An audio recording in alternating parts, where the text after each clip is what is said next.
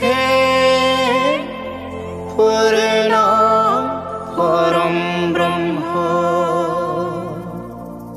জ্যোতিস্বৰ জ্যোতিস্বৰ।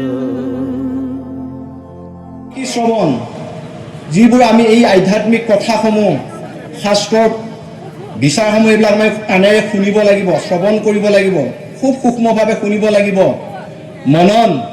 মনক প্ৰশ্ন কৰক, প্ৰকৃততে মই কোন? যেতিয়া এই বুধাবোধ আহিব, অহম ব্ৰহ্মস্মিত এই ভাৱ হ'ব, ব্ৰহ্মৰ লগত আমাৰ একো বেলেগ নহয়, কাৰণ মই ব্ৰহ্মতে সৃষ্টি, ব্ৰহ্মতে স্থিতি, ব্ৰহ্মতে মই লয় হ'ব লাগিব, সমস্তই সকলোৱে। তাৰ বাহিৰে আৰু দ্বিতীয় এটা সত্তা নাই।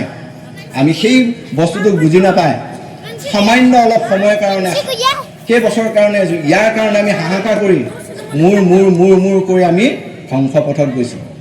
এতিয়া কৈছে শ্ৰৱণ মনন আৰু হৈছে নিধিধ্যাসন। নিধিধ্যাসন কি? অন্তৰত উপাসনা। কি উপাসনা? কেৱল ওমকাৰ পূৰ্ণ পৰব্ৰহ্ম, ওমকাৰ নামৰ বাহিৰে নিৰাকাৰ নিৰ্গুণ পূৰ্ণ পৰব্ৰহ্মৰ আৰু বেলেগ নাম নাই। আৰু যিয়ে ওমকাৰ নাম লৈ মৃত্যুৰ সময়ত প্ৰাণ ত্যাগ কৰিছে, তেওঁ কি হৈছে? এই সংসাৰ পৰা ঈশ্বৰৰ লগত, সেই ব্ৰহ্মৰ লগত লীন হৈছে, পুনৰ জন্ম মৃত্যু হ'ব নালাগে।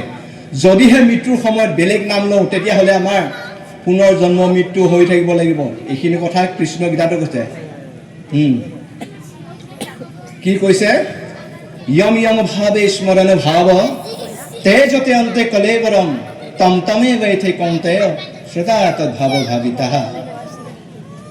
যে মৃত্যুৰ সময়ত মনুষ্যজনে যি মনত যি বাসনা লৈ, যি আশা ৰাখি মৃত্যুবৰণ কৰে, পুনৰ সেই বাসনা দ্বাৰা পুনৰ আকৌ সেই শৰীৰ ধাৰণ কৰিব লগা হয়।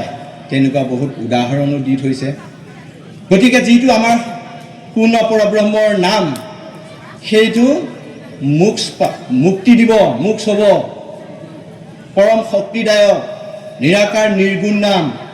গতিকে যেনেকৈ আমাৰ এই জীৱসমূহক পূৰ্ণ পৰব্ৰহ্মই আত্মাৰূপে ৰাখি আছে, তেনেকৈ গোটেই ব্ৰহ্মাণ্ডত গ্ৰহ নক্ষত্ৰ তৰা এইসমূহক নিজৰ নিজৰ কক্ষপথত যিটো গতিয়ে ঘূৰি আছে, সেই গতিটো কাৰ? সেই পূৰ্ণ পৰব্ৰহ্মৰ শক্তি,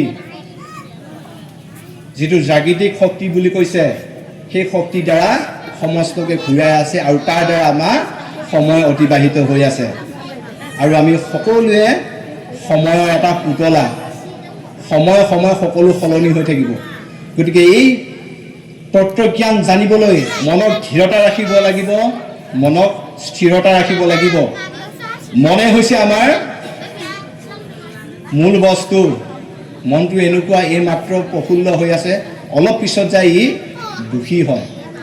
গতিকে মনক সদায় স্থিৰতা ৰাখিবৰ কাৰণে শ্ৰৱণ মনন নিধিধ্যাসন এইসমূহ জানিবৰ কাৰণে, এইবোৰ পাবৰ কাৰণে, সেইকাৰণে শাস্ত্ৰৰ পাঠ আৰু যিসকল আধ্যাত্মিক গুৰুৰ জ্ঞান খুব ভালদৰে শুনিব লাগে।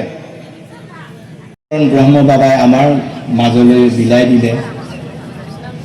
গতিকে আমি নথৈ আনন্দিত যে ইমান প্ৰকৃত সত্য বস্তু এটা পায়। আমি খুব আনন্দিত। আৰু কেনেকৈ এই জীৱন চক্ৰত নিষ্ঠাৰভাৱে গুৰুৰ আজ্ঞা শিৰোধাৰ্য কৰি পৰম পিতাৰ কৃপাৰ সান্নিধ্য লাভ কৰিবৰ কাৰণে প্ৰয়াস কৰি যেন সকলোৱে যেন সেই পূৰ্ণ পৰব্ৰহ্মৰ ওচৰ চাপিব পাৰে, সেয়ে আমি সকলোলৈ কামনা কৰিছোঁ। সেই ভক্ত বাবা আই মাতৃসকল, ইয়াৰ পিছতো আৰু বাবাসকলে হয়তো আপোনালোকক শাস্ত্ৰ বিচাৰত বিভিন্ন পাঠ আছে, সেইসমূহ বুজাব। আজি সামান্য অলপ সেই পূৰ্ণ পৰব্ৰহ্মৰ ওচৰত, যি সৰ্বশক্তিমান পূৰ্ণ পৰব্ৰহ্ম, তাৰ ওপৰত সামান্য অলপ ক'লোঁ। ইয়াতে কওঁতে থাকোঁতে হয়তো বহুত দুষ্কৃতি অপৰাধ হৈছে। সৰ্বদুষ্কৃতি অপৰাধ আপোনালোকে মাৰ্জনা কৰি আপোনালোকৰ সকলোলৈ সদৌ শেষত চৰণত ধৰি প্ৰণিপাত জনাই আজি সামৰণি মাৰিছোঁ। ওম সদ্গুৰু পুণ্য প্ৰদম জ্যোতি স্বৰূপ